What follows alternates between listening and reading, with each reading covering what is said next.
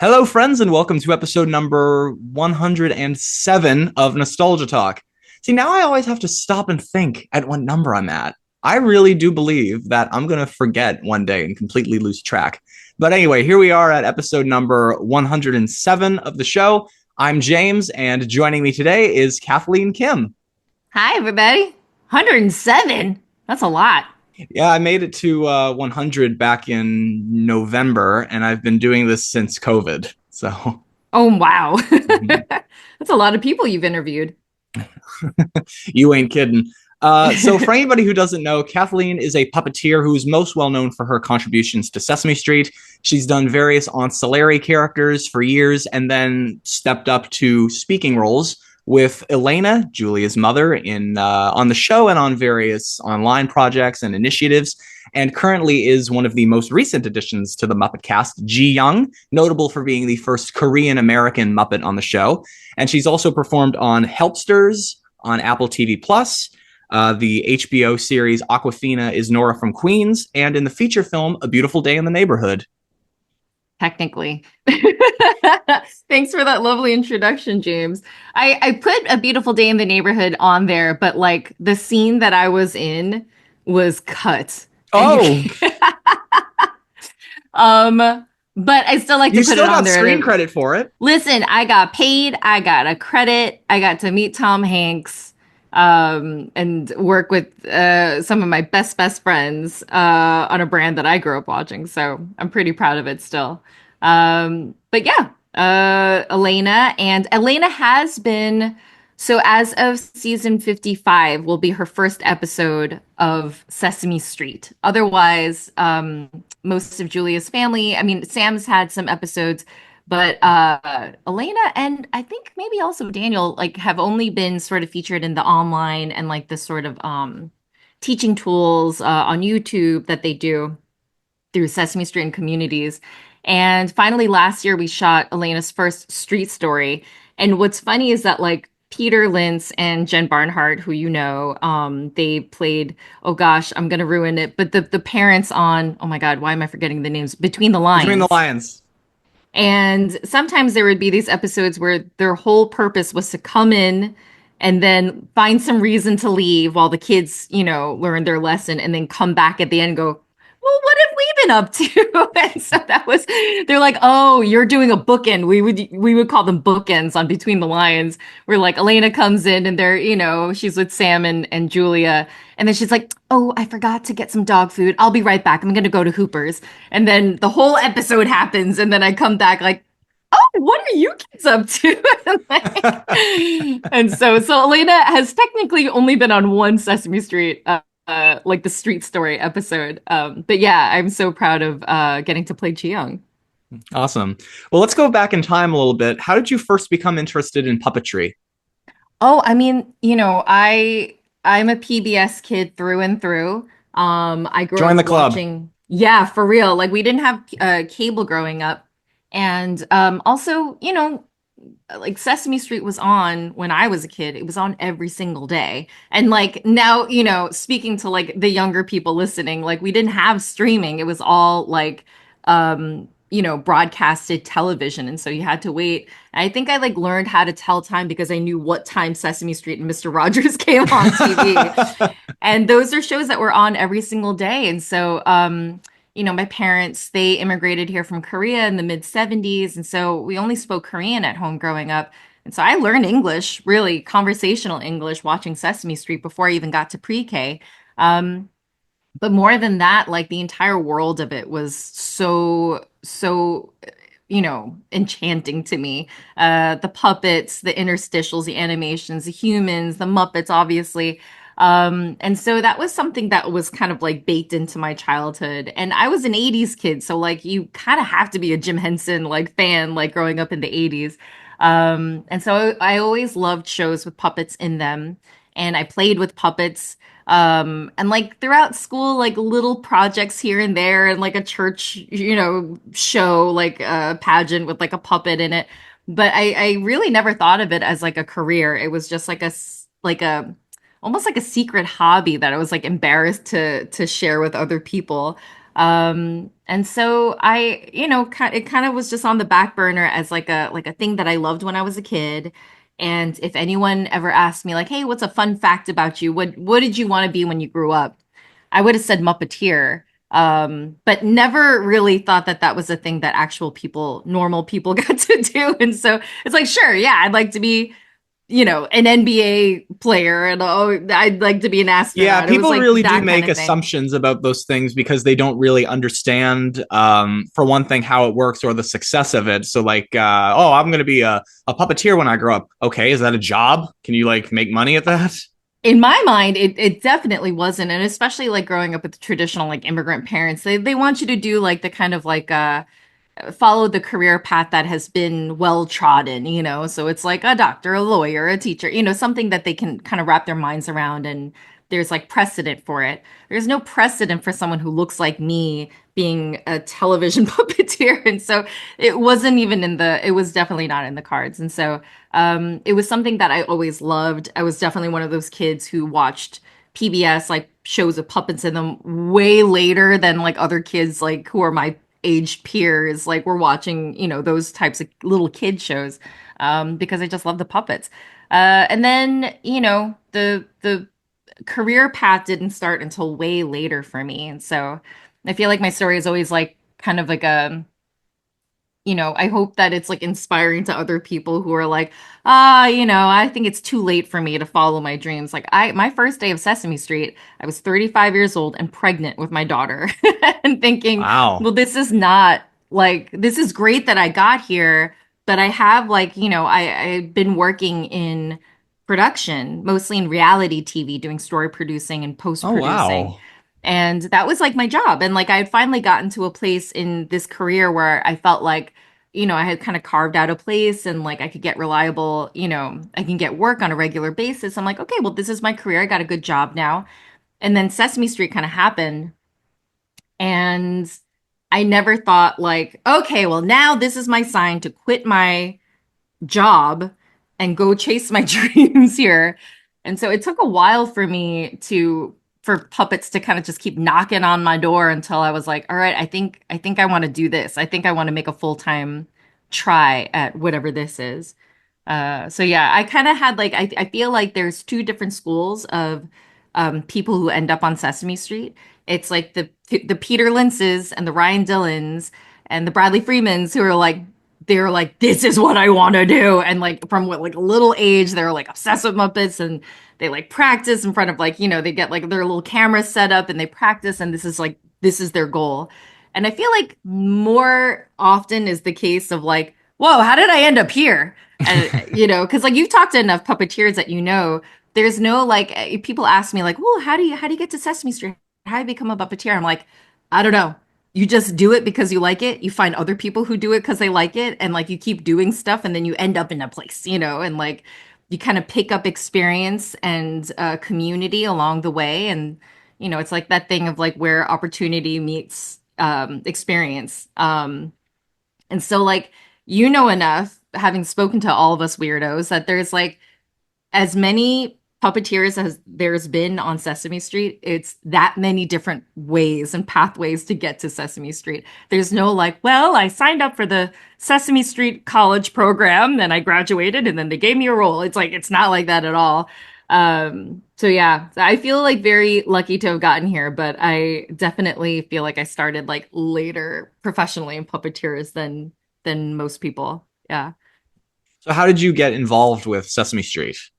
Oh, okay. So, uh, my husband and I had signed up for an improv class teaching puppetry for puppet comedy improv because my husband was super into comedy improv, and he was kind of involved in UCB. And I was never seeing him because like he was always out doing shows and classes and stuff. And he's like, "Well, I know you love puppets. I found this class that we can do together and we can enjoy together." And so like after work we would go, and David Fino, who runs Brooklyn Puppet Conspiracy, they build and they teach puppets. Um, he was teaching a class to pretty much just find and train people to play with because like he wanted to do puppetry improv. So we took this class, did some improv, and in 2018 like late 2013, all those guys from that class were like, hey, there's a Sesame workshop, puppetry workshop. You have to send in an audition tape. We're all going to send one in. Are you? And I was like, no, no, I'm not going to get in. And that's going to break my heart. I'm not even going to try, you know? But the night of the deadline, I had a panic attack. I'm like, if any of them gets in, I might have gotten in and I'm going to regret it for the rest of my life. So I like did an audition tape. They had it, you do at least three different voices, but not an imitation of an existing character. They wanted to see what original voices and characters you can do. And you sing a song. And I remember it was like night and I had these LED like rechargeable lights and they were like dimming. And so there was like this like ticking time clock. I'm like, I gotta get this done before my lights like die. And I think I did like the theme was like all the characters came in like just telling different knock knock jokes. And to my surprise, I got into the 2014 Sesame Workshop. Um, and I remember my first day. And like, mind you, I'm like, I don't have a performance background. I've never taken an acting class. I was never in school plays. It's just like, I never thought of myself as like an in front of people person. And I'm riding the elevator up with this like nice young man. Oh gosh, I'm gonna forget his name. No. Oh gosh, what's his name? I ride up the elevator with this nice young man. I'm gonna look this up before like embarrass myself. Oh no. Okay, now I remember. Um, and I was like, "Are you here for the workshop?" He's like, "Yeah." I'm like, "I'm pretty nervous." And he's like, "Yeah, me too. I'm excited." I'm like, "Yeah, me too." And then we go up to the conference room where we're all meeting, and of course, there are all these puppeteers there, and they've all done stuff, and they all know each other, and I'm like complete stranger in this room. And someone goes right up to the man I rode the elevator with and goes, Jason Jacoby, I loved you in Avenue Q. And I'm like, what the heck? Like, My was like, God. this guy he was like, the Broadway show. And I'm like, what am I doing here? And I remember just feeling like so out of my league. And also, it's like the only other people who had not done anything or like known these people or had worked in puppets professionally were like in high school. And I'm like in my mid 30s. And so I remember like we had a meeting, you know, like everybody was together and then they split us up into three groups. And so I followed my group out of the room and Marty Robinson, who I grew up like, you know, he's part of my childhood. He goes, Kathy Kim. And I'm like, what? And he's like, I loved your audition tape. Me and my daughters watched it 15 times. I'm like, what is happening? Like, and that was the start of it. We had 3 days of that workshop where we learned their style of, you know, TV Muppetry. And I remember leaving with so much in my head, both feeling like I learned so much more than like I ever would have, you know, if I hadn't taken this like workshop and watching these masters, but also feeling at the same time so much worse than I thought I was. Like I thought I came in being like, well, I kind of know basic monitor stuff, and I just remember feeling more informed and then more, oh God, that's that much more I need to do before I get onto the level of these guys, you know? Um, and I felt like, well, I did it. I touched a Muppet. I got to meet these like Muppeteers and work with all these other puppeteers for like 3 days. What a dream. And then I went back to my job, like thinking, like, well, that's that. I'll have this memory forever. I'll treasure. And then the next year, and that was season 46, they called in a bunch of people from that workshop, maybe half of the people who are at that workshop to do a day or two or three. And I remember like, so I was like in my first trimester, we were just like, you know, maybe just about to tell people that we were pregnant. And I didn't tell anybody because I didn't want anyone to think like, oh, we can't shove this girl like under a table or, you know, throw her into whatever. And the last day, I told everybody, by the way, I was pregnant. I'm pregnant. They're like, wow, why didn't you tell us? And they gave me all this like baby stuff, like Sesame Street baby stuff. And Peter Lentz, as a honker, did my birth announcement, which was pretty epic. Where he just like, I'm like, oh, honker and I had like an announcement to make, and he's like, ha ha ha ha, and I'm like, no, no, no, not that. The other thing. He goes, oh, and then he goes, ha ha ha ha ha ha ha ha ha ha ha. I'm like, yeah, we're expecting a baby. um, so that was that. And like every single time I was asked to be on Sesame Street. And so like every subsequent year they would kind of call in like of that workshop, like maybe half of us got to do a day to three, like in season 46. And then the next year, no one, I don't think anybody got to, none of the new people got to do 47, but a bunch of us got to work on Once Upon a, what was it, Christmas? Oh yeah, On the Sesame one with Street. The one with Jim Gaffigan. Exactly. Oh my gosh, that was one of the things I got to do was to right hand Cookie Monster giving Jim Gaffigan as Santa Claus cookies, and I'm like, my life will never get better than this. This is like amazing. I remember seeing Um, Jim Gaffigan maybe about 6 months after that special came out because my dad had texted me, "Do you know of this comedian named Jim Gaffigan? He's coming to Halifax."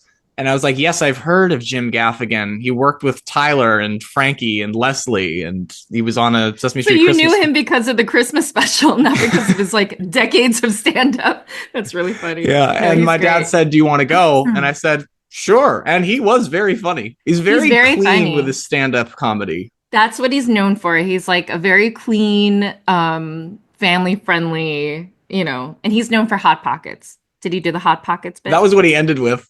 Yeah, because that's what he's known for. He's the best. I grew up watching him too, so it was so cool to get to see him. I was just Um, getting into stand-up comedy at this point. Now I love Jimmy Kimmel and Jon yeah. Stewart. Yeah. We just saw John Mulaney not too long ago. Oh yeah. Yeah, such a pro. So good. Yeah. So anyway, so it kind of like snowballed from there where like every time I was on Sesame, I was like, well, that's the last time I'll ever be on Sesame Street. Well, back to my regular life and then things just kept happening. 2017, um they started the first mentorship program for puppetry for puppeteers. And in that first group was me, Spencer, Haley Jenkins, and Tao Bennett. And they wrote us and said like, "Hey, we want to focus on you for as like to train you as the future of you know uh, Sesame Street Muppet performers." And so that's kind of like I feel like when I started more being folded into the family of Sesame Street. Um, and then it kind of just like went on from there. Like 2000. I mean, I don't know. I'll let you drive the interview, but that's kind of where it started. Yeah. Well, what I was gonna ask was, do you remember the very first ever thing that you did with Sesame Street, like as a background performer? Oh, 100%, because I was Okay. terrified. And like those sort of memories just get like any kind of memory that's like married to a feeling, it's like it just lives in your brain forever that way. So I was right-handing Abby Cadabby. That was my first thing that I ever had to do. And that wand, that zippity zap is deceptively hard. John Kennedy, Johnny K was like her go-to right hand as Abby for a long time. And he's just an incredible manipulator in general, but also like really amazing with props. And so like he can make this like wobbly wand wiggle and then stop, and it's really hard to do.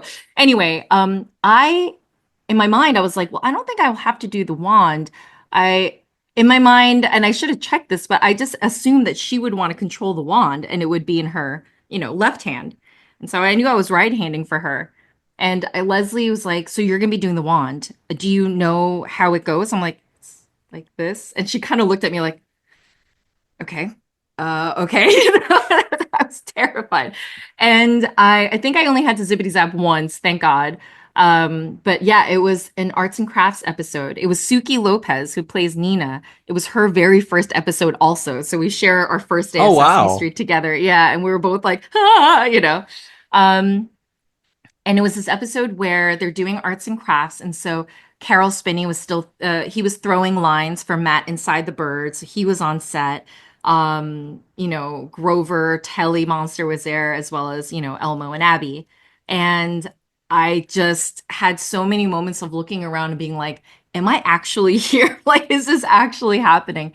And Peter, who is everybody's friend, is so nice to everyone. Oh yeah. He gave me the tour of the set, and then he found like a little, tiny Big Bird feather, and he said, "Here, you should have this." And I'm like, "Oh my gosh!" And so I ran to the green room during the next break to put it in my wallet because I didn't want to lose it. and Carol and Debbie were in the green room, and he's like, "Hi." I'm like, "Oh gosh!" Like I was like, didn't know what to do. I had no chill, and so it's like, I'm like, "Hi," and he's like, "Oh, what you got there?" I'm like, "It's a big bird feather, and I put it in my wallet because I don't want to lose it." He's like, "Oh, that's just a little feather. We should get you a big feather," and I'm like, "Okay," and like I put it in my wallet and like ran away.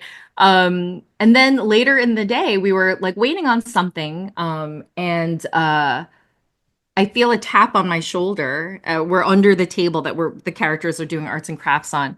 And I look up and it's Carol and he's bending down to give me a feather. Oh. And I'm like, oh my gosh. And he was like, yeah, and this was a special one because it has like a silk backing on it so it doesn't fray. I'm like, ah, and I'm like, if you keep talking to me, I'm gonna start crying. So he autographed a Big Bird picture and I have it framed. Oh gosh. No, hold on a second. I've got a whole setup here. You see it? There it is. So that's my first Big Bird feather. Your listeners won't be able to see it, but I can. Carol autographed it, and it stayed up in my daughter's nursery for when she was born because she was in my tummy when it all happened. What does she think of that? Oh, it took her a minute to realize because again, since I was pregnant when I first started my Sesame Street journey, she's never known a time where she couldn't, like she's been on the set a bunch of times, like Abby, and like for her second birthday, like all the characters like wished her a happy birthday and I put together a video and she's like, yeah, it's normal, And so it's normal that Muppets are wishing you a happy birthday. It's totally normal that like Big Bird and like Cookie Monster and oh my gosh, it was so epic. They were just like, "Hey, happy birthday, Quinn." And she's like, "It's cool." Like I remember the first when we did Jiyoung, her first special was See Us Coming Together. Right. And you know, there was like a scene where Alan needed like a pencil to do Sudoku in the newspaper, and we didn't have a pencil. And I'm like, oh, I have one. And it was one I'd grabbed off of her desk that day. And so when I came home, I was like, so your pencil's going to be in the special. She's like, my pencil's going to be on Sesame Street? I'm like, yeah, but also your mom. And she's like, my pencil. Wow, my pencil's going to be on TV. I'm like, also your mom. And so anyway, so it's taken a while. I think like it only started like I did like a parents like career day where I came in and talked about being a puppeteer. And I think other kids being like, wait, I watched Sesame Street, like I know what that is. And she's like, other kids know what this is? And like it's better the kids' parents and teachers know what it is. Yes, and even their parents and teachers know what it is. That's exactly and right. Maybe even their parents and teachers know what it is. Exactly. And so she's like, huh. And then what was the other time? It was some of the songs that were on See Us Coming Together, they're on Spotify. And so she's like, you're on Spotify? But that's where I listen to Dua Lipa and Bluey, or whatever, like, or Encanto. And I'm like, Spotify is no longer cool. No, well, no, she's just like, but that is where things happen. That is like and then I think finally it was like 2 Thanksgiving Day parades ago. She was like, I was like, all right, well, I'll see you later. Like, and you guys can watch the parade on TV and then I'll be back and whatever. And she was like, you're going to be on TV. I'm like, yeah, technically. And she's like, not everybody's mommy gets to be on TV. I'm like, yeah, I guess not. She's like, that's special. I'm like, yes, thank you.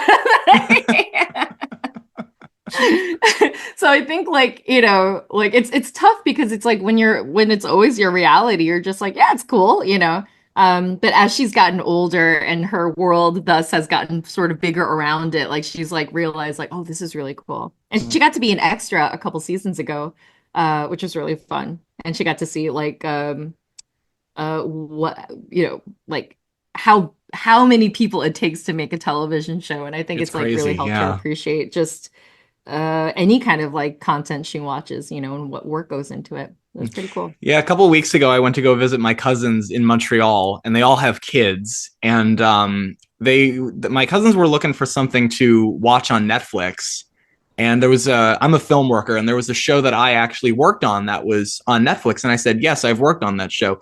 And he presses it, and I'm like, I don't know if it's appropriate for young kids, but Oh, yeah, I actually worked on that show. I've worked on stuff for Amazon Prime and MGM Plus.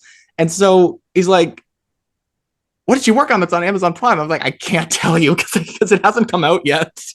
it's hard for kids, and honestly, it's hard for adults to kind of like wrap their heads around how many people it takes to make something. It's like unless you are literally Yeah, he thought physically I was holding a acting in it. And I'm camera. like, no, That's I'm right, just or you're in helping front of the out. camera. Yes, and so like for, Quinn, like she was like, and she just had to like sit there and pretend to eat a pizza, but like there's like 100 people and they all have a very specific important job. I mean, even for my parents, when I was working in reality TV, they would see my name in the credits, and that's all they would really watch because they're just like they didn't really understand what my role was if I wasn't like on the television show. People just think it's kind of like magic that just it's like fully formed and is perfect, and that's what's on TV. But yeah, so even for grown-ups, I feel like it's hard to wrap your mind around what exactly we all do. But what do you do in television or So I've film? done a couple of different things. The first show I ever worked on, it was just a little YouTube show that was just a bunch of shorts, and they needed some production assistants to help out with a little bit of everything. So I got to work in camera, sound, props. There were kids there, so for some of the kids that weren't on set, they would have some of us just watch them. Yeah. Sometimes I would do that. The next project I worked on, I worked in the art department, doing. Nice. I came up with some ideas actually for names for some of the places on the show, and they used a couple of the ideas that I came Oh, up that's so with. cool. That's Mhm. awesome. And I got That's really great when you're like in production and you can you can spot it. try different departments because then like I feel like it makes you better at whatever you end up following. Hmm. Is there like a department that you particularly think like, ooh, I want to end up here more? Probably when it comes to like I want to direct and write mostly. Like I've written some good stuff that I've actually posted online. Even like I made a short film last summer and I posted that to YouTube. Most of what I do is set deck, and on the What is that? last set decoration, so like Oh moving yeah. props around Oh on yeah. sets. Yeah, yeah, And yeah. the last project I worked on was actually just a few weeks ago. I worked on a music video, and Nice. I helped out with setting up and tearing down equipment, but they needed extra people, so I like to be on camera, so I was an extra on that. Oh, that's great. Yeah, I feel like that's been my on camera experience has been like a Easter egg of like, wouldn't it be funny if the puppeteers were on camera? So we had like a On bunch that of first like, show, actually, I did do some puppeteering and voice acting as well. oh, nice, that's amazing. Yeah, I feel like Again, small crew, so they only had very uh few things for everyone. again, but that's where you learn the most is like on those small crews. And like yeah, set deck sometimes like they do there's like a little bit of overlap with the puppeteers sometimes when it comes to, moving props or like, handling props. And that's always like a thing of like, is that you guys or is that us? Yeah.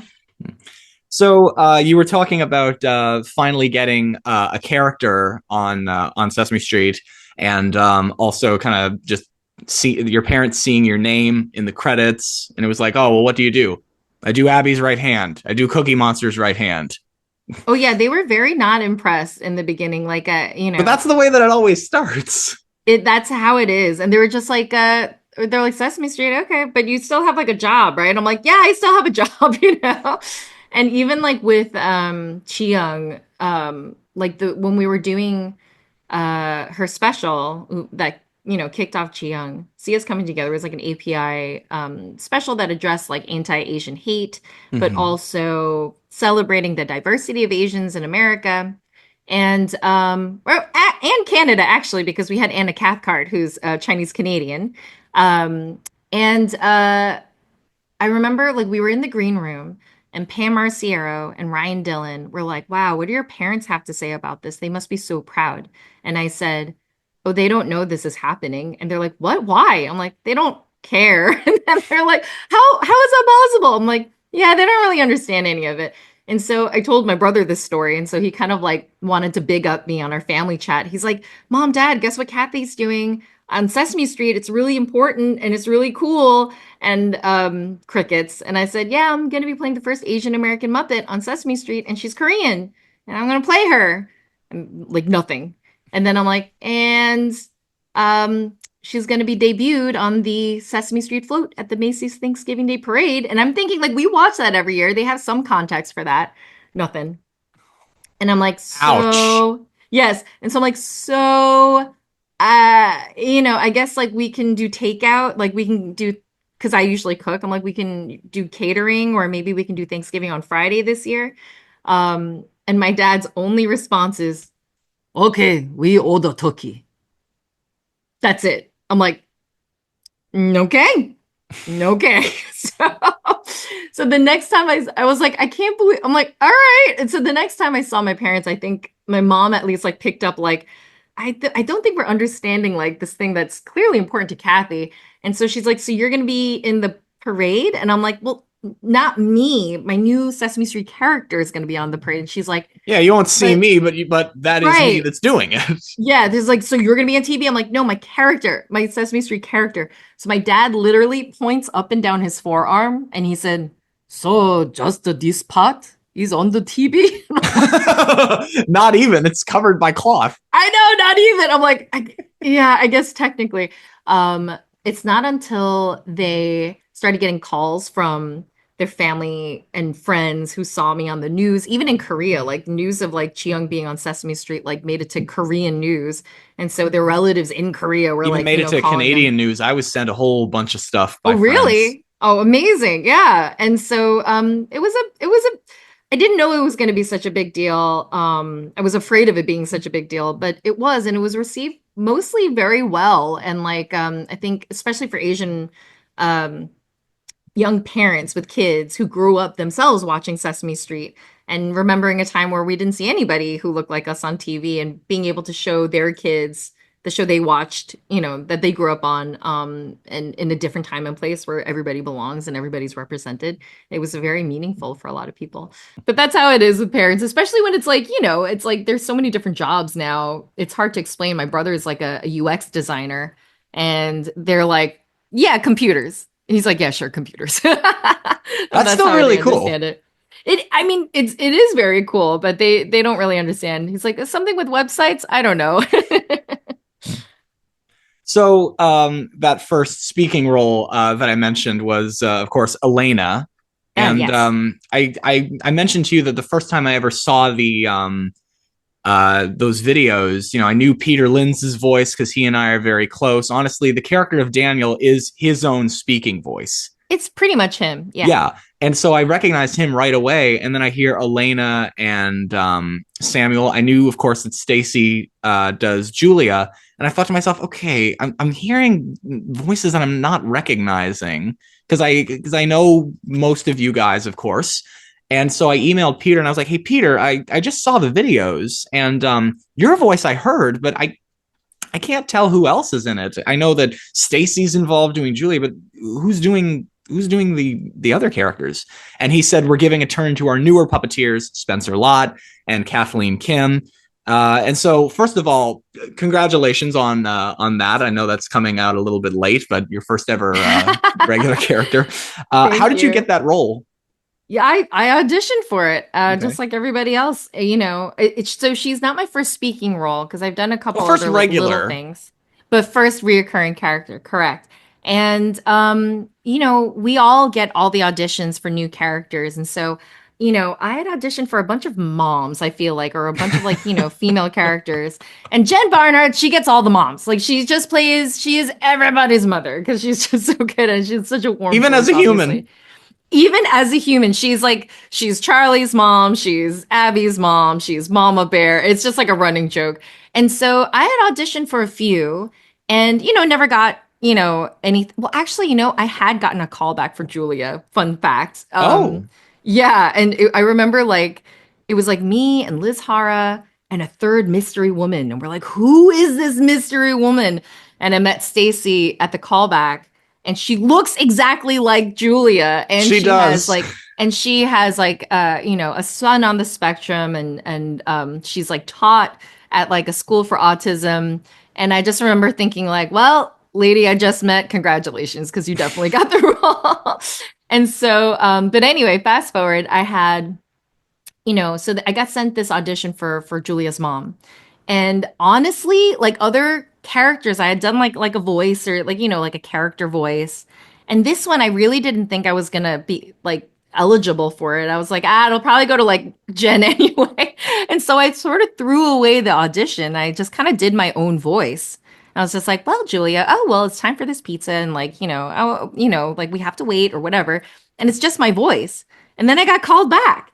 And so they're like, we kind of liked it, but you are also a young mom, and like we just want her to be a young, fun mom. And I remember at the callbacks, I again didn't think I was gonna get it. And so I kind of just played around and I messed around and I joked around. And I think they liked that. Otherwise, I think I would have been, if I was like, I really need this, I might have been like two in my head and really like, nervous. But like, I remember, we mixed around the families and stuff to audition with. And I think I was with Paul McGinnis actually, because he was also up for the role. And I was just like, and I know him, he's like a good friend of mine. So we were just like, I was like joking and I was like, just like making fun of him. And I don't know, I was just being silly about it. And I think that's what helped get me Elena was like, that she just felt like real and not like, I am a mother, but it's just like, she just feels like a real person who deals with like real challenges of having like two kids and like a dog and like one of her kids has special needs and but she's just you know handling the day to day just like any mom is. So I think they like that, and that's how I got Elena. And with Paul too, I love that because he Oh later yeah. got Clem, the father of Carly, the Muppet in foster care.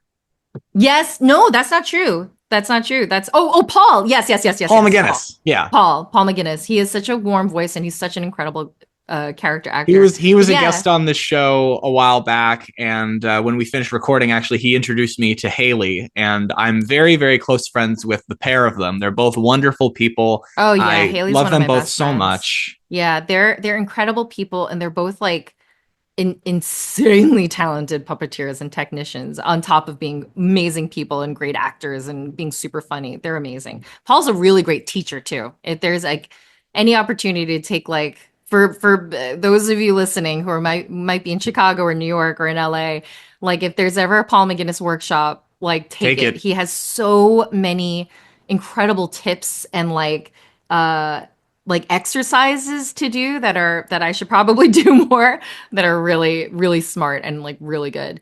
But yeah, no, like Peter and I as Daniel and Elena, we were basically just it's not 100% just our voice. Like we say that it's like us our nicest versions of ourselves as parents. Like, there are days where you're like, just put your shoes on, But Elena and Daniel are like, us on like a really nice, relaxed day. Like we're, nothing's bothering us. Like, and so yeah. So he's one of my TV husbands.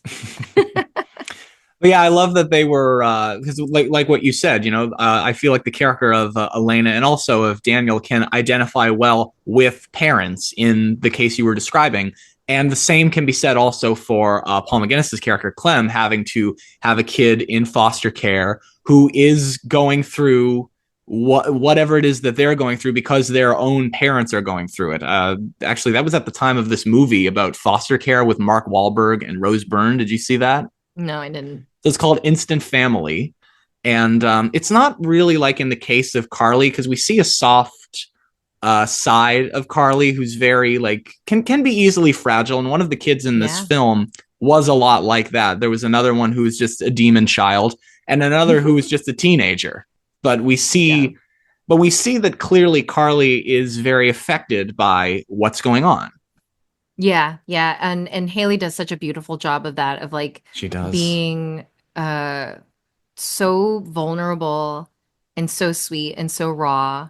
But it's always that balance of juggling these sort of heavy topics in a kid accessible way. And yeah, Haley does an incredible job with Carly. And then Paul is like, he's such a sweet, warm person that like it translates as well. And same with Peter as Daniel, you know, it's just like, um, even though these parents or these grown-ups are dealing with these heavy situations, at the end of the day, any parent who there's no mom or dad out there who feels like I'm crushing this parenthood game. Like I am the perfect mom, I'm the perfect dad. No mom and dad has ever said that. We're constantly just feeling like we're just trying to do our best and gosh, is it enough, you know? And I think that like any parent can relate to, you know, Carly's foster parents where they're just like trying to be gentle and kind and present. And they're just doing their best for her to make her feel welcome, and Daniel and Elena are just doing their best, you know, like because they love each other, they love their family, and they're just doing their best to get through the day, you know, And there's with no love and kindness. dysfunction And with either family, which is nice. no, we're all just doing our best. Mhm. There's no So dysfunction if there's love. Yeah. absolutely. So you brought up how Ji Young kind of started a little bit that it was about the Asian American hate in the world. Is that correct? Yeah, there was during COVID there was a rise in you know, violent attacks against Hmm. Asians in America and abroad, and just like hate crimes in general. And this organization called the Asian American Foundation, they reached out to Sesame Street and said, if we can secure funding, can we work together to do a anti-Asian hate special? And so they got us all on a call, like all the, you know, production, and they called in just like any Asian people who worked at Sesame Street to just get our take on things and like what we would want to see in a special. I kind of jokingly said, if there was a puppet, I mean, that'd be great, you know? And but we left that call not sure if it was going to be an animated special, if it was going to just be all humans, and you know, I think there was like a little bit of concerned that if we made an Asian puppet who was a humanoid Asian puppet, how can we make her identify visually immediately as an Asian puppet without getting into harmful, sort of broad stereotypes and like how they've been caricatured in the past? And I think that was like a real concern. And so Liz Hara, who is a puppeteer, puppet builder, former Sesame Street puppet wrangler turned PBS superstar children's show writer, and she writes on Moon Girl and Devil Dinosaur, which is, if anybody's not watching Moon Girl on Disney Plus, they need to be watching it. It is an excellent show. Anyway, Liz Hara wrote the special, and she was the one who went to Sesame Production and said, I think it has to be a puppet character. I think if we're going to talk about racism, it's too heavy a topic to put on a child actor who Hmm. has experienced it and now they're reliving it, or has never experienced it before and now we're introducing it into their life that this is something that might happen to you. But it needs to be a kid, and she needs to be in the physical world. She has to have the skin color and the eye shape, and she has to be someone you can touch and hug and hold her hand. So it's got to be a puppet. Played by an adult who can deal with these adult, you know, sort of heavy topics. We have an Asian puppeteer in the canon. She's Korean, so this puppet character has to be Korean American just like her. And this is how, you know, it was like a twofold thing. It's like I could bring my actual lived experience as a Korean American into informing who Ji Young is as her own self. But also, it kind of also helps that stereotype that all Asians are kind of like part of this one monolithic culture, like they were all the same, when actually we come from so many different countries, cultures, languages, food, you know. And so by showing that Chiang is just like, here is her specific family and culture, there are that many more others like that make up the Asian American diaspora. And so we had like a lot of celebrities who represented different Asian cultures.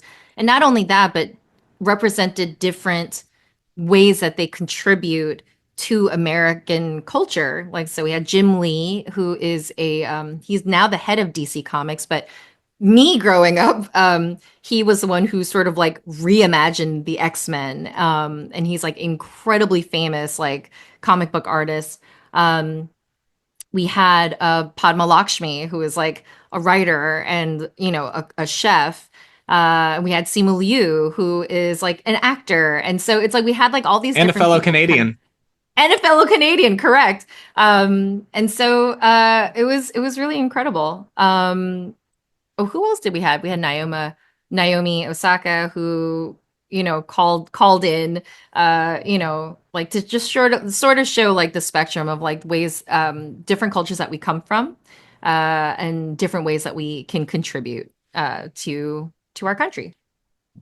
But yeah, so anyway, we were in a kind of like an interesting situation where usually, like in time, you know, like I was like talking about Elena and how we all had to like audition for her, and that was everybody. I know Peter says like we're giving the new kids a chance, but literally everybody auditioned for all of those characters, and so I like to think I won it fair and square.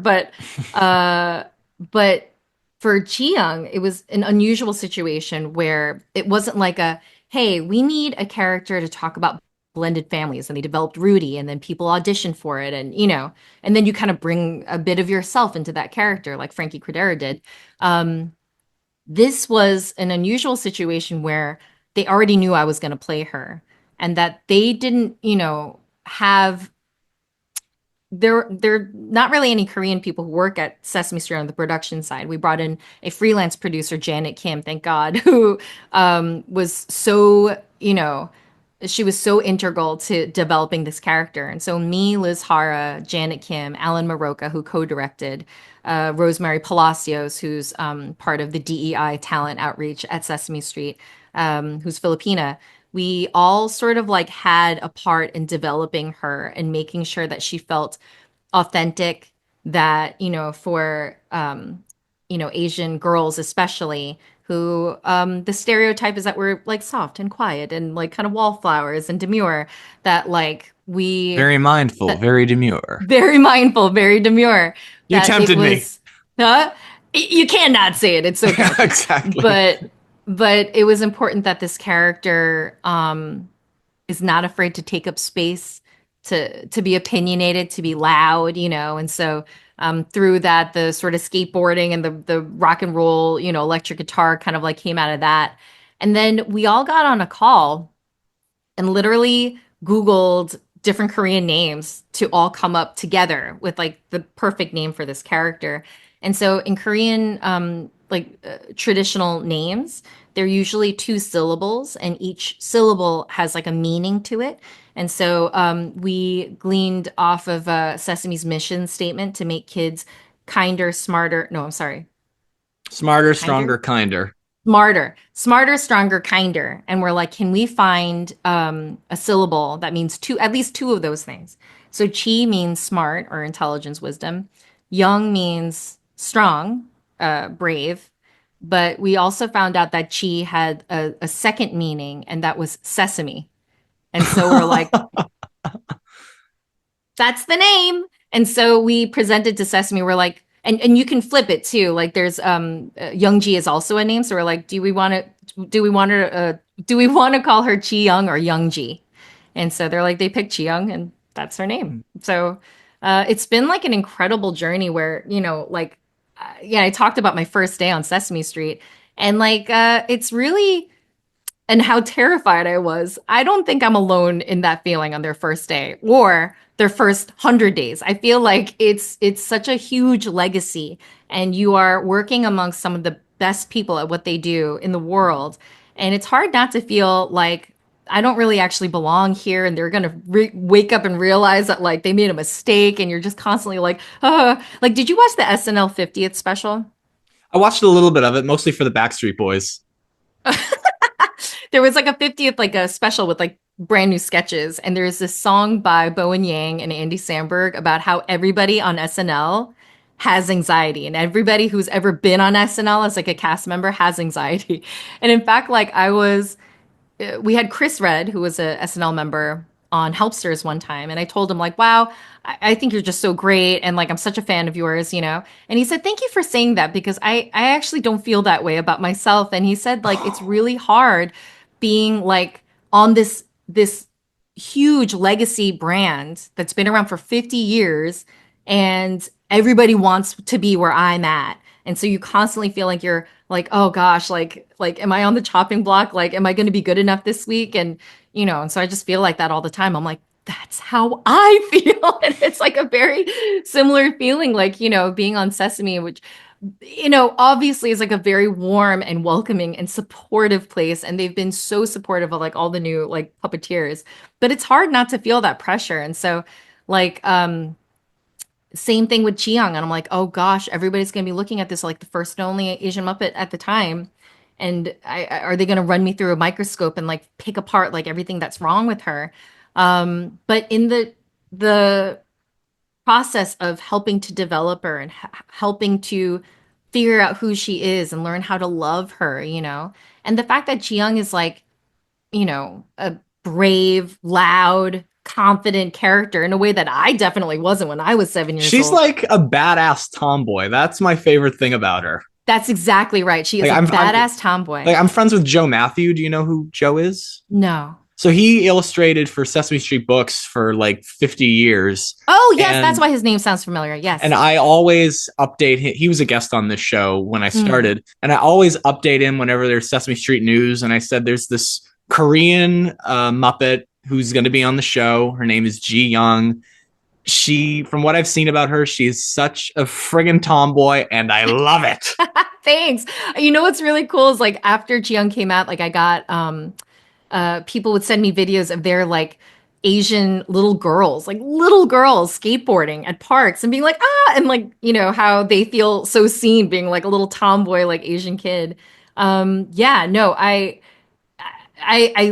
she's like fearless. Like she's only kids who are not afraid of getting hurt try skateboarding. The ones who are just like go for it and like get hurt and then get up and try again, And I wish I was like that, But I have to find that self-love in myself to be able to give it to Jiyoung as a character and make it believable. And so I'm really grateful to Jiyoung. I feel like in a lot of ways she's like made me a more brave person because like I have to figure that out in myself to give it to her.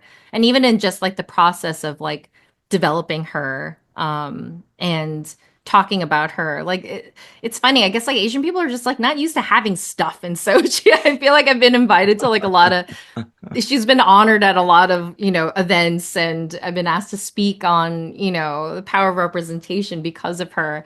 And I don't know, like I've sort of like come into like a different sort of era of confidence of who I am, especially as a Korean American, because of her. And so I feel very grateful to Jiyoung.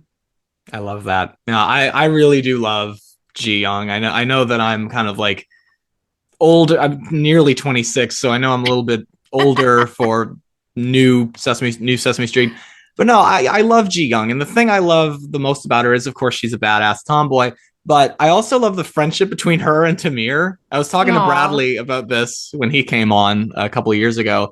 Ji Young's into like she's basically your typical 2000s kid. She's the skater boy. Yeah, And she is. Tamir's very nerdy. Yes. Yes. Tamir, yeah, we developed that bit of Tamir nerdiness on CS Coming Together.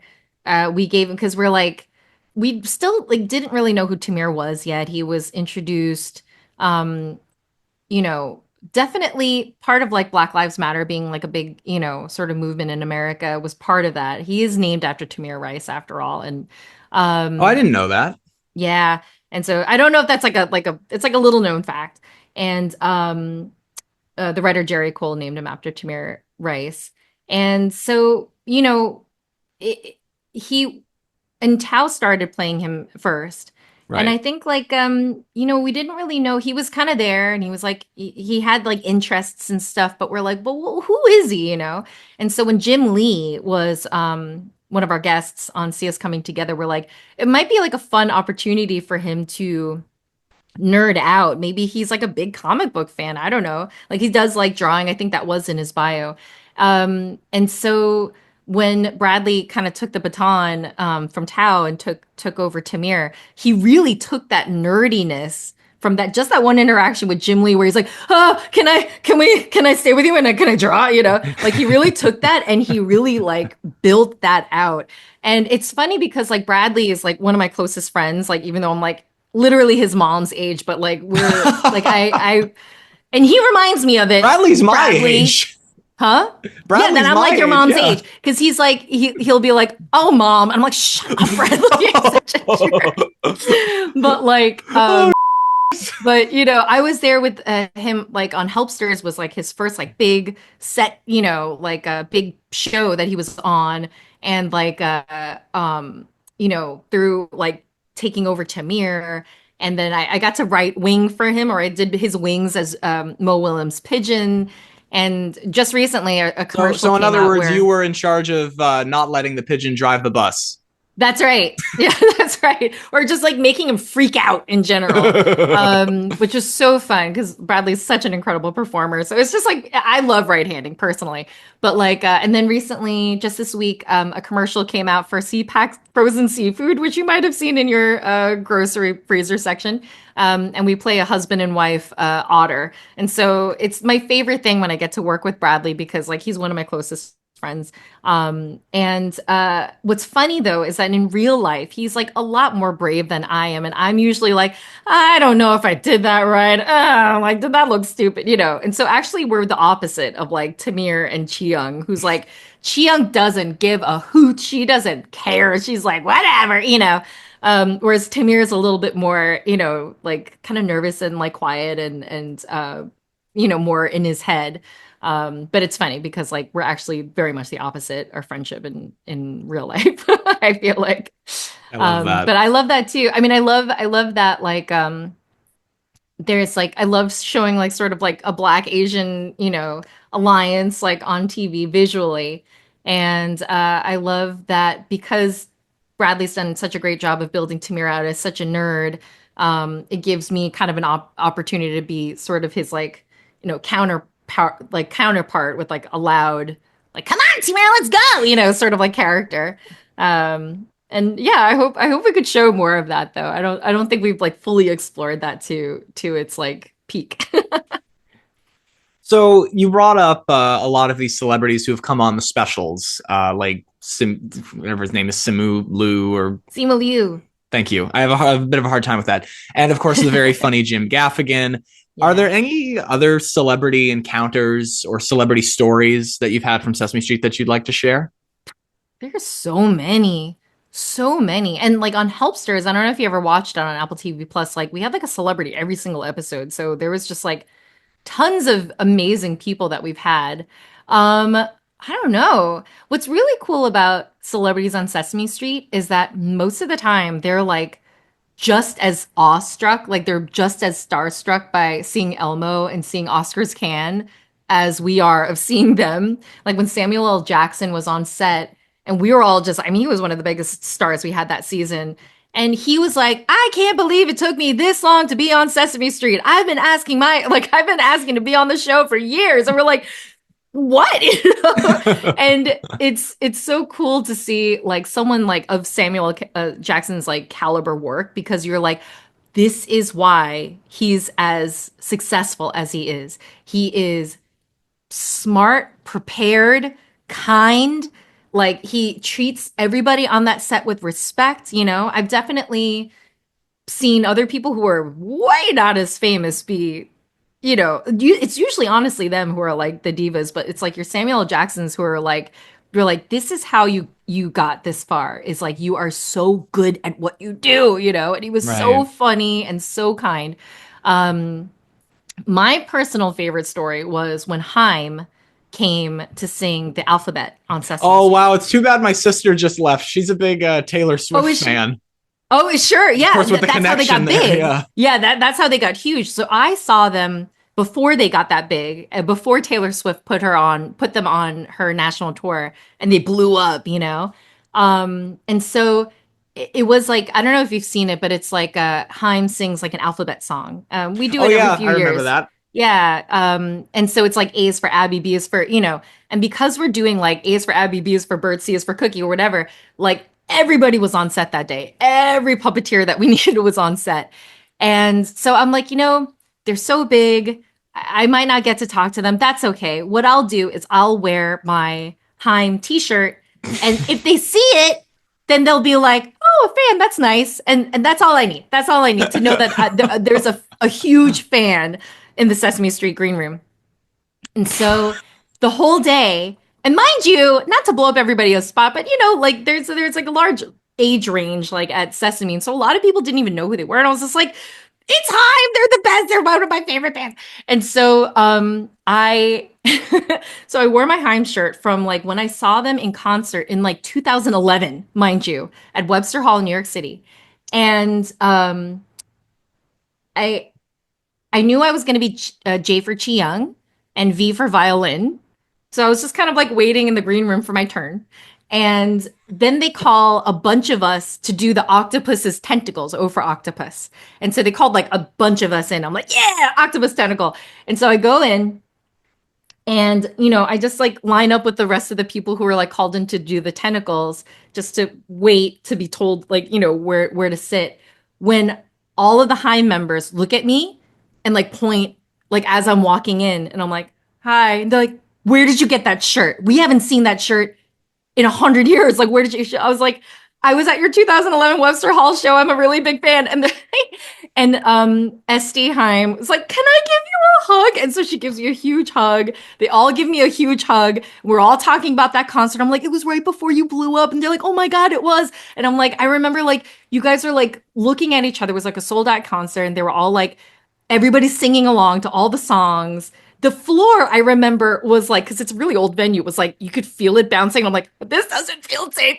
And I told them I could see you guys looking at each other, being like, I can't believe this is happening. I can't believe this huge crowd knows our songs. And then you guys went off and we shared you with the whole world. And I'm like so proud of you guys, and it's such a weird thing to say. And so they signed my shirt. And then well, I don't know if it's worth like, hold on a second. Can I show you something? By all Hold on. means. Do you see up there? It's a cartoon of Haim with Elmo and Chia. And Ji Young, oh my God. And that was just, I don't I even thought know that what was it a photograph for a second. No, and it was just for a social media post, but I'm like, can you send me the PDF so I can print it out? But yeah, so that was probably one of my favorite Sesame Street celebrity memories. The other one, I don't know if we have time for this, is Solange Knowles, who is Beyonce's sister. Nice. And the funny story about that is, so I was, this is such a long story. I'll try to shorten it. But the year We got that time. I was, Or I do. the year that we had, the year that they told us we were going to be in the mentorship program was the same year that I was diagnosed with breast cancer and I was dealing with breast cancer treatment. Oh, Yeah. And they were like, we know that you have a lot of life stuff going on, so please be involved as much or as little as you are able to. But maybe this will be a nice positive thing to focus on right now. And so I have pictures of me like bald headed going through chemo on the 1, 2, 3 steps. And oh so gosh. yeah, yeah, I've been through some stuff. And so part of my like chemo treatment was going through IVF to try and preserve some eggs in case chemo wrecked my reproductive system and I wanted to have more kids. Spoiler alert, I didn't have any more kids. But part of doing IVF is like you give yourself these like shots. And one day they say, okay, now you got to give yourself a trigger shot that will release the eggs and then we will collect them in exactly 16 hours for this procedure. And so they time it. Okay, now we're really getting into it. So the day that I had this trigger shot, they never tell you when it is. Like you only find out the day that it's going to happen. And so the day that I had to do my trigger shot, I had tickets to a Solange Knowles concert at Radio City Music Hall. And I feel like I'm now I'm in it. Okay, so I go to the Solange Knowles music, to the concert, and they start the concert late. And now I'm not going to be able to go back home to do my timed shot that I have to administer to myself. And so I'm like, screw it. Cancer's taken enough for me. I'm going to enjoy this concert. So I took a cab home to get the trigger shots and like shove like alcohol swabs and like syringes into my pocket and take the cab, go back to Radio City Music Hall. And on my way, like in this panic of trying to like get these like drugs, I get an email from Matt Vogel. And I'm like, not now, Matt Vogel, you know, and I'm like, you know. And finally, when I get back in the cab, I'm like, oh, wait a second. Matt emailed me about something, and I open it up. And on my way back to Radio City Music Hall, as I'm crossing the Queensboro Bridge, like I see we're starting our first ever puppetry mentorship program to grow the next generation of Muppet performers. You are one of four who we've chosen. And I'm like, what? And so I get back to Radio City Music Hall and we watched the concert, and precisely at 11:25, because that's when I have to give myself the shot, I go up to the bathroom and I am shooting myself up with medication, but people don't know that, and like people are walking into the bathroom like, what the heck is going on over there? But I'm giving myself these like trigger You're shots for doing IVF. drugs. Yeah, I'm doing drugs, man. And so then I come back to the seat and I'm like, all right, I gave myself the drugs in the bathroom and I don't know what's going on. And my husband's like, what a crazy night. Yeah. Like the email, he's like, let's get a poster to commemorate this. And I'm like, good idea. And so it stayed in like, we bought like a salon poster and we rolled it up and it stayed in the hallway and, you know, never got framed because like, whatever. We just didn't get to it. Fast forward 3 months and I'm in chemo and like I'm bald and everything, and it's my birthday. And they've Sesame Street brought me in for my birthday to right hand for some cows or something like that, right hoof for some cows. And there's also a celebrity guest, and guess who it was on my birthday? Salon Solange Knowles. Knowles. That's right. And so everybody's like, you got to bring that poster and you got to get it signed. I'm like, oh my gosh. And so she kind of was like a celebrity who came with like a huge hip entourage of like young, fashionable, beautiful people. And at one point, the producer was like, "Okay, I think this is your moment. Go." And so, like, I was like, "Hi." And she's I love like, how "We the have a." producer's in on it. Every show I've worked on, they always say, don't talk to the actors or the I stars know, but unless they talk to you that's first. exactly right. But in this case, they're like, "You have to get that poster signed."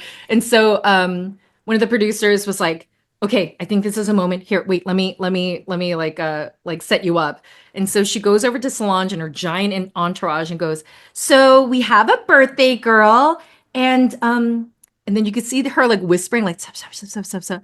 And then this beautiful group of hip young people like turn and look at me and they go, "Oh," like she must have been like, "She has cancer." And like so, in that moment, I was like, "Oh, I'm so sick."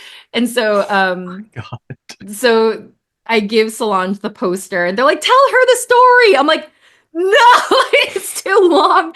And so I just said, "Listen, it's my birthday. I'm going through cancer, and I found out that I was working at Sesame Street at your concert." And she's like, "Okay." So again, it's right under the Heim picture. Is that right there? Oh, I'm not used to this. Oh, we're not mirrored. It's okay. Is that the That's yellow one? no, it's under the yellow one. That one's Linda's. Okay. And underneath that is Solange Knowles and says like happy birthday and you know what does she say? Something about like healing on your blessings and something on your healing Well, I'm sorry journey. that you went through breast cancer. Thanks. That's tough. Yeah, it's tough, but I'm still here, so that's good. Hmm. So you also talked about working with Carol Spinney, and I guess in the Muppet universe, that's really considered a celebrity. All the OG puppeteers, most of whom have passed away. I mean, you know, like going anywhere near Jim Henson, Jerry Nelson, Richard Hunt, if they were still alive, that's royalty Mm. right there. Mm-hmm, mm-hmm. Um, but that also makes me wonder if you ever got to meet any of the OG human cast. Oh, yes. Yes, I have. I have had the honor of working with uh I think a lot of them. Bob, Maria, Roscoe, who plays Gordon, and Amelia, who is Luis. Um, yeah. The first time I worked with them was on Roscoe, Emilio, and Bob were doing these like story time videos through some publishing house, I forget. Um, and they brought some of their kids' books. I think it was Random House actually. and they just like opened up the books and read them, just had story time. And Elmo and Abby were sort of flanking them. And so Haley and I actually were both on that day. And at some point, like Amelia was asked to just do an off the cuff two camera thing, like not a scripted thing, but just like a video for social media where he talks about, and I don't even remember what the prompt was, but he talked about how you can give when you don't know what to give, you can give someone a smile. And he sort of like built it up like it starts here in like your heart and your gut and your chest and it bubbles up and then it comes out as a smile. And I don't know what it was, but me and Haley just both started just like sobbing on set watching this. And then with Roscoe, Roscoe was like my favorite human. I don't know what it was about Gordon, but He's awesome. he felt like such like I really believed that he was like a neighbor on Sesame Street. He just felt like a real person. And I took a picture because again, I was going through cancer treatment at the time. And so or I had finished chemo and so my hair was just starting to sprout back. So I took off my like little hat and took a picture of both of our bald heads together. And then I should not be laughing at that.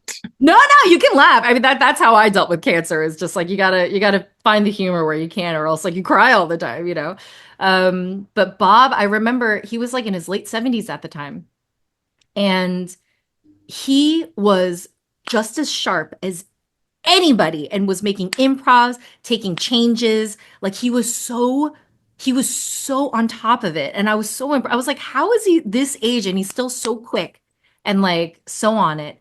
And the one time that he messed up, he like one time he flubbed a line, he was like, can I swear on here? Can You you? can beat me. Oh, absolutely. Can I Yeah, go swear? ahead. Yeah. I thought you were One asking. flub. I thought you were saying Bob asked, "Can I Oh, swear?" Bob didn't ask if he could swear. He just swore. I And went so to an he's event once and he dropped yeah. a word bomb. Yeah. He goes like, he was like, he flubbed a line. He's like, mother. I'm like, oh, that was like crazy. But but the time that I have a really good Bob story. We were at Does it my involve him friend cussing? No, it's Okay, now it's my really turn. Oh, do you have a do you know Jake Bazel? You might have interviewed him already. I haven't. I know who you're talking about, but I haven't had Yeah. him on the show. He's one of my very, very, very, very, very close friends. He used to do this Christmas Carol sing along at this children's hospital that had its own closed circuit TV studio. And so a lot of the humans of Sesame Street would come and Jake would like just bring his own like personal puppet and they would just sing like Christmas carols to the kids who are in their hospital beds like during the holidays, which is such a bummer. And they can call in and like do requests and ask them questions. And then afterwards, the woman who hosted this event, she had everybody back at her place for like a little like Christmas like like soiree. And I couldn't believe that like and this is like years ago, like I couldn't believe that like I was here with like all these people who were like my heroes growing up. And so that was one thing. And we were singing, oh my God, at some point the pianist sat at the piano and started singing Christmas carols and sang like sang songs from Christmas Eve on Sesame Street. And it was just like bananas where they're all singing like keep Christmas with you. And like, it was just too much. And so, but at one point, this woman's like little kid came to the party and he was like a little toddler. And I kind of bent down like close to him, like on the ground. I was like, hey, what's your name? How old are you? And his mom says, oh, he's going to be 3 this week. And then I hear a voice say, did I hear there's a birthday boy? And it's Bob. And Bob is like 80 at this point, and or in his 80s. I'm sorry, I was wrong about that last story. He was in his late 80s during that shoot, and so he's in his late 80s, like at this party, and he crouches down and he sings happy birthday to this boy. And so he's right next to me. And in my ear, in like real time, is the voice that I grew up listening to on Sesame Street. And there's no time that has passed. It's the same tenor, smooth, beautiful, lilting voice of Bob McGrath like in my physical ear, singing happy birthday to this little boy he just met. And it was just, my whole body was like, I frozen because I'm like, I don't want this moment to end. I just didn't know what to do. And that was one of my favorite memories of Bob. Um, but what the I love funny that. thing was, is before even my first day of Sesame Street, I technically met him. Oh, They had was it the magical musical world of Jim Henson? It was like this big concert at Carnegie Hall. And it was like the one time where all of the properties were together, one for like a one-time only kind of concert. like a live version of Muppet Family Christmas. Yes, yes, it's exactly right, because they had Fraggles, they had Sesame Street, and they had like The Muppet Show. it's weird calling them Disney Muppets, but the Disney Muppets, I call them the and Disney Muppets. yes, but it's just weird to be like, from back in the day, but they weren't always Disney Muppets. Anyway, you know what I mean. And so they brought in all the Henson sort of characters and properties together for this concert, and they did all the music. And at some point, they sang, I want to say, sing a song, and all of the humans from Sesame Street, like it was like a surprise. They all came walking down the aisle, and I was like sitting on the aisle, and I freaked out. And this is again, I don't know, 2008 or 9. This was like way before like, I was like a blip on Sesame's radar. And Bob, I think, saw how my eyes lit up like Christmas because he stopped and he like shook my hand and he said, "Hi, nice to meet you. Thanks for coming." And I'm like, ah! Like, I'm like, I'm never washing this hand again. And like, little did I know that like in 10 years time, less than 10 years, I'd be actually working with him. But that's technically, Did even you though he tell him you might not shook my remember it. hand? I did. And he's like, "Oh yeah," but like He probably shakes shakes everybody's hand. he shakes everybody's hand, but like yeah, I technically met Bob before all of that. But yeah, it's so special because like, and I do miss that aspect of Sesame Street because like it just it's just nice to have like all these like grown-ups who are, I don't know, they're like your teachers, they're your neighbors. Um there are these people that like I grew up watching that they feel so real to me. And to a degree, like I mean, I've witnessed people cry meeting Alan Maruka, and so he carries the baton for Alan is them for somebody I've sure. always wanted to meet, just because like Alan was new when I was born. So like actually one of my very, very favorite episodes of Sesame Street ever, God, I wish I could tell Alan this, was the one where he was introduced. Oh, really? Oh, Mhm. I'll let him know. You'll be pleased to know that he's exactly the way he is on Sesame Street. Mhm. He's I don't know kind if you and ever I don't know if you ever saw that episode, but like Big no, I Bird, don't think I did. it's on YouTube. I can send you the link. Yeah, please But do. Big Bird has his birdketeers have their meeting at Hooper's store, and Alan kind of caters to them. Uh-huh. But everybody keeps wanting to be a birdketeer, including Elmo and my favorite, believe it or not, Harry Monster. Even Ah, yes. I think I Love Harry mentioned. Monster. I think I told you that as we were preparing for this that No. Harry's my. Oh, okay, well, okay, well Oh, there wait, wait, you go. wait, wait, wait. Yes, yes, yes. Through DM. Yeah. Right. Yeah, yeah, yeah, yeah. I was so angry. It's like everything, like they have to cut stuff for time. And in Mhm. that episode, Harry Just for had the like, listeners who don't know what we're talking about, oh, sorry, Kathleen and sorry. I have been talking about this for a while, and we kind of got to know each other through DM. One of the first conversations we had was a picture of Ji Young and Harry, and I'm like, "Booyah!" Ji Young was my favorite, Yes.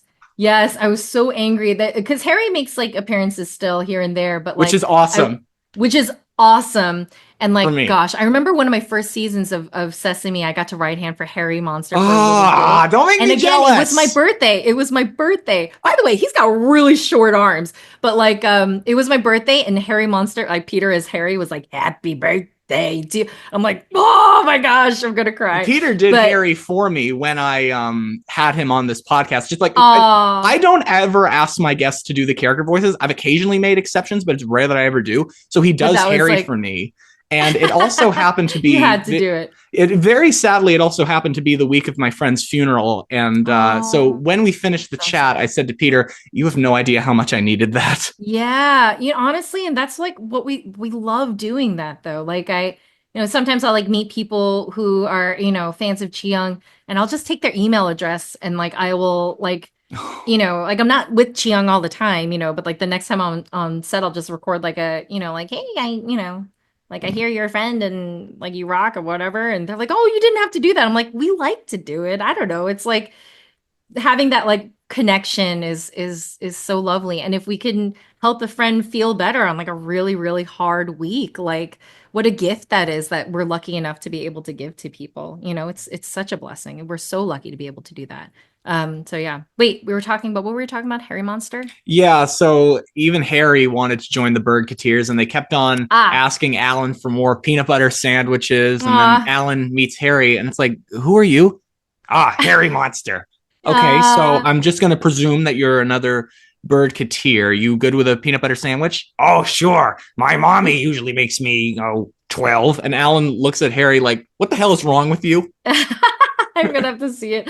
Alan is so funny. Like he really does like the goofy grown up very well. Yeah. Yeah. Mm. I know. I was so sad. That picture that I posted was from a day where, because again, Harry makes like, not enough appearances in my opinion.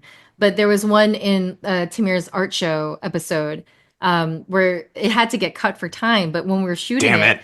I fit in and it wasn't written in there, but like like Harry Monster like says something kind of like unhelpful and then he like just kind of like walks through and he leaves. And so we're like, why did you say that? And I just went, Harry Monster, like in Chiyoung's voice. And like I was really happy that Chiyoung got to name check Harry Monsters. I was really bummed when that got cut for time. But they gotta do what they gotta do, and hopefully there'll be more Harry Monster moving forward because we love Yeah. him. Hmm. Yeah. So we also talking about things that get cut. We also brought up A Beautiful Day in the Neighborhood at the intro, uh, where you said you got to work with Tom Hanks. Yeah, yeah. He And was Tom Hanks is like I love Tom Hanks. Like Toy Story is my main foray, and they're doing no, Toy Story 5. I mean, listen, I'm again your mom's age, so I grew up watching him his like first like sitcom series, Bosom Buddies. Like I Mhm. know him from like way back, like early '80s stuff. Splash, Big, Splash, Turner and Hooch. Big, absolutely. Oh my gosh, we just watched League of Their Own with my daughter Oh, I love because that she's like old movie. enough to watch. Like it, it's so good. It's such It a good is. movie. It's still so good.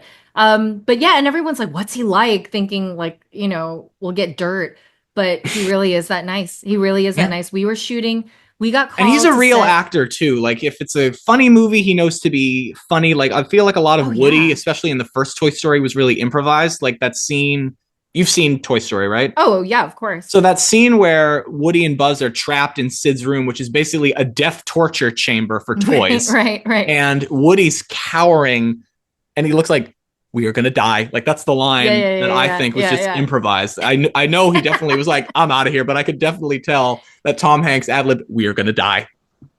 He's so brilliant and like I don't know how someone can be that famous and big but still so kind and present. Like we didn't get to shooting his bit until like 11 at night and I think the puppeteers wrapped our bit around like 1 or 2 in the morning and he still had more stuff to do.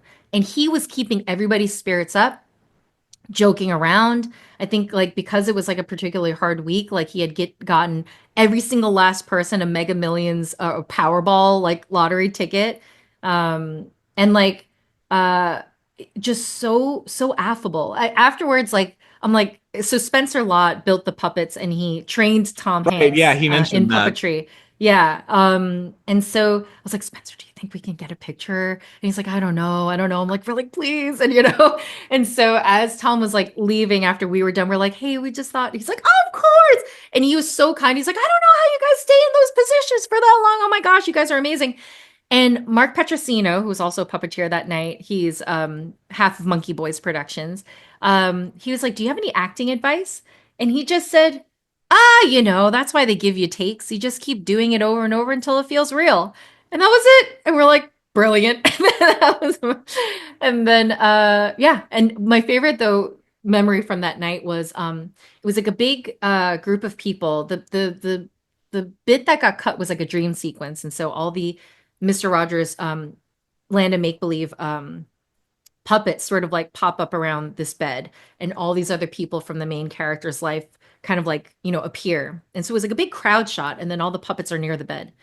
And so the director was kind of like trying to switch people around and place them.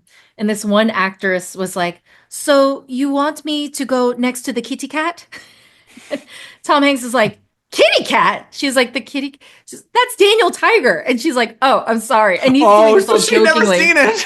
No, she called him the kitty cat. And so Tom, and this is all very jokingly and very funny. He was just like, "Yeah, it's Daniel." She goes, "I'm sorry, I didn't know." He goes, "Yeah, that's Daniel Tiger. I'm Tom Hanks. I'm playing Mr. Rogers. This is," and like and he like went around the line because he was just like, I thought that was very funny. And like clearly showed that he had such immense respect for the brand. So that was really cool. Well, when that movie came out, I was in college, and actually, when See Us Coming Together came out, I was out of college and was already starting my film career. I was working at a rental facility for film equipment at that time, and was really interested in this Korean Muppet. But with Beautiful Day in the Neighborhood, I was in college, and we were so busy at that point. And plus in my personal life, there was so many other things that I wanted to see that I never got around to seeing Beautiful Day in the Neighborhood. And the first time I ever watched it was last year when I interviewed David Newell. Oh, yeah, yeah. I was like, I need to watch this. Yeah, and I loved it. Oh, you know what? I have a secret. Okay. I still haven't seen it. I feel like that's a common thing for a lot of actors that still, they still haven't seen their work. Yeah. Yeah, when I do these shows, like people ask them if they remember this moment, and I'm like, they're not getting paid to remember one word. Like, yeah. I mean, like I'm good friends with Noel McNeil, and he's just like, yeah, I don't remember, like, because he does a lot. He and Marty Robinson both are very. Oh, forget it. Marty is like, but then Marty will have he will have very specific memories, even though he's done thousands of episodes of Sesame Street. There was one time where we were on, it was like a music video shoot for something, and like Marty and I were just assigned to be extra Grouches, just like passing through. And so they gave us like a pile of Grouches to pick from, and Marty was like, "I want this one," and he made a beeline for the purple one, and I was like, "Oh yeah?" He's like, "I did this Grouch in Follow That Bird in the diner scene. I was one of the background Grouches." Oh wow! Yeah, and he's like, this was him. That was this, And he picked it up, and he was like, "Hello, old friend," and I was like, bah! like sobbing. I'm like, how do I get to be here? This is so cool. So it's funny though, because like even for me, and I'm a new guy, and there's definitely stuff where I'm like, wait, I was there that day. And I'm like watching a scene. I'm like, I was there that day. What was I doing? Am I this right hand, or was I in the back? I don't remember. So I can't even remember. I can't even imagine how people like Noel or Marty or Pam or any of those guys get to, are able to remember anything that they've done, because they've been there for so bloody long. Yeah. They've been there for so long. And it's like, obviously there's memorable bits. Like it's obviously things where you're your own recurring character or where you have a speaking role, but there's so much random stuff. It's like, I remember one of my first days, it was when Billy was still doing Ernie, and they had a love Bert Billy, Ernie. Very good friend of this show. Oh, I just heard from him the other day, actually. How's he doing? He's doing well. I bought this Ernie action figure that just came out from this company called NECA. And yeah. It's actually right back in this room. Wait, I've got some too. But it's not an Ernie. I got the Yip Yips. The Martians. Yes. I showed Billy this, and Billy is one of the nicest guys I have ever come across in my whole life. Nice. And like, I remember asking him, "What is it that made you leave Sesame Street?" But I didn't want to put him in an awkward position. I said, if you like me to edit this out, I'll do that. Don't feel obligated to talk about it. No, he went into as much detail as he felt comfortable talking about it. But yeah, he's doing well. He says he's teaching himself how to write. Ooh, I could see that. Mm-hmm. I think he'd be good at it. Hi, Billy, if you're listening, I'll send this Billy. to him. I don't know if you remember me. We were in a workshop once. But he doesn't forget many people. Well, I remember him because he was in a workshop with me, like a Sesame Street workshop. And it was like kind of teaching like the new people and then like people who have been on Sesame Street. It was just like a workshop to kind of like hone in acting and character work and voices. And I remember him because we were assigned to do a scene together. And like I was supposed to hand him something, but I forgot to. And so he kind of saved my butt by like pretending to like pick it up and then give it back to me. Like it was like very much like in the Like with moment, Ernie but on like his hand? no, no, no, no, no. It was just like these like just like a pile of like, anonymous Muppets that we had for this Oh, workshop. okay. But it was just like a thing where we had this like back and forth scene and I forgot this like motion that I was supposed to do. But instead he like pantomimed picking it up and giving it back to me, and I was just like, oh my god, you saved my butt. So I always remember Billy for that. But the going back to all the random stuff, I was there on a day where it was Billy and Eric doing Bert and Ernie on the Bert and Ernie bedroom set, which we never get to see anymore, and so I was so lucky that I got to be there. And I it was think like I a know day the where episode you're talking about where Bert's had enough of Ernie's crap and is like, I'm gonna go live somewhere else. 100%. And I'm like, this is exactly the scenario I grew up Yeah. watching like a million times, and I can't believe I get to be here with sheep included. And so like sheep would be jumping over, and I have a video of it somewhere where it's like Pam and like I don't know, like I remember Pam was there because I'm like, look at this legend, and she's just there catching sheep. They're just like literally tossing sheep over the bed, and somebody else is like catching him, going, meh, and then like bringing him over to the other side, meh, and then like throwing the sheep. And so anyway, like all this to say, like, besides like the speaking roles, there's such random things that we have to do in terms of like I've literally just been like garbage or held up a grocery bag so that it's like more sturdy, or like, um like blowing like leaves into like a fan to make it look like an autumn day. Like, we all do just like the most random stuff. Um so it's hard to remember every single thing we've ever done. Right. So to wrap it up, as I told you when I was preparing for this, I announced these shows on Nostalgia Talk social media. You listeners know where to go. The links are in the description: Facebook, Twitter, and Blue Sky Social. And I asked them if they have any questions of their own. Ah. And so I got a really good one about Ji Young. This one comes Oh. from Anthony Thompson. And I got to tell you, Anthony, I've never actually met him, but he comments on Nostalgia Talk social media all the time. Sometimes not even questions, just really, really, really nice comments. And the Oh, fan that's nice. questions that he comes up with for guests are often so good. Ooh. And when I read this one, I'm speaking as somebody who grew up in the 2000s. And so as soon as Yeah. I read this one, I was like, oh, I'm asking this. Ooh. So this is from Anthony Thompson and from myself, James Nobes. Okay. And it is, are there any famous guitar players who you would like to see Ji Young have a jam session with? Well, we mentioned Avril Lavigne, so. Avril Lavigne don't play no guitar. She just a singer. Good question. I'm going to see her Anthony. in a Nice. couple of months. Is she still touring? Mm-hmm. Oh This will be wow. my Okay. second Good for time her. seeing her. Wow. Very exciting. Hi Anthony. Thanks for your question. Um, when the Linda Lindas were actually, because I showed you the poster before, I got to meet them. They were like just blowing up the same year that Chiang premiered, and so it's still my hope that like one day, like all these like little kid, I mean, they're not kid anymore. They're young women at this point. Mostly like Asian girl badasses. Would be really cool to play with them. Um, Guitarists. I don't know. I It would be cool to uh see Ji Young doing something with Haley Williams from Paramore, Oh, that would be so or cool. Billy Joe Armstrong from Green Day, Jeff from Simple Plan. You get a Yes. duet Ji Young with Simple Plan.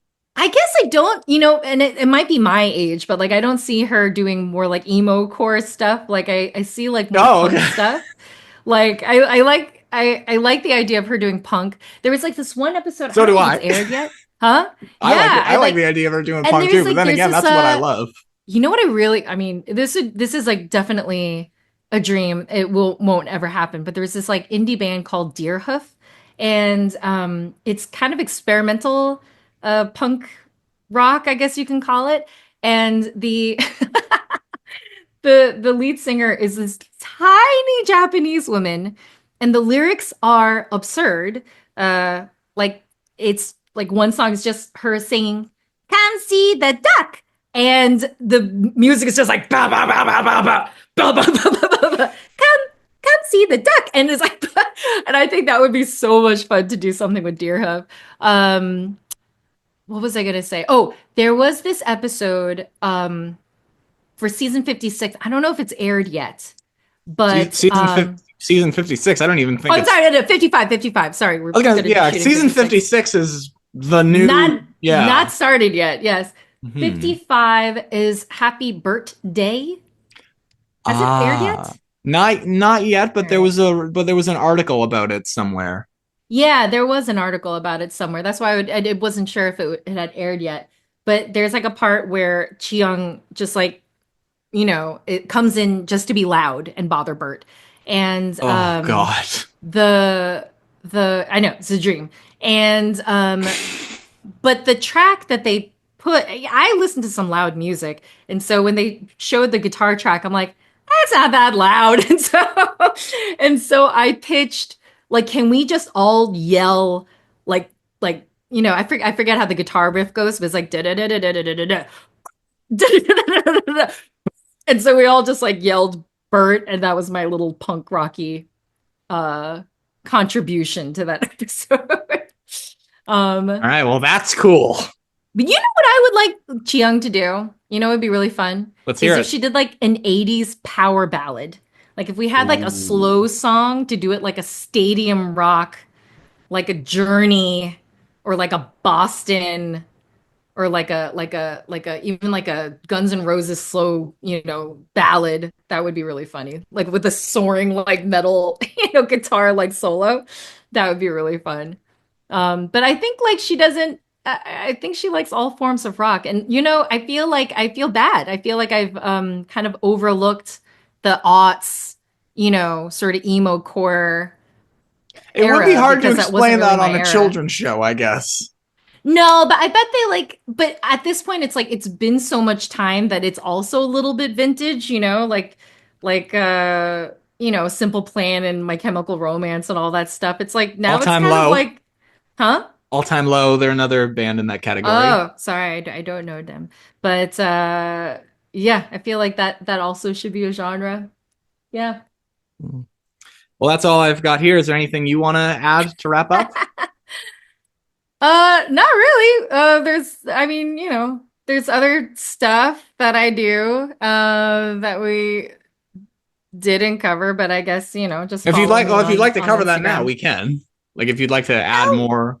Listen, if you've heard one puppet podcast with me in it, you've heard them all. I'm trying to think. I mean, the Awkwafina stuff was really fun. Gonna do Helpsters, done some commercials over. That was a funny show, the Awkwafina and Nora from Queen's show. It's a good show. Yeah. It's a really good show.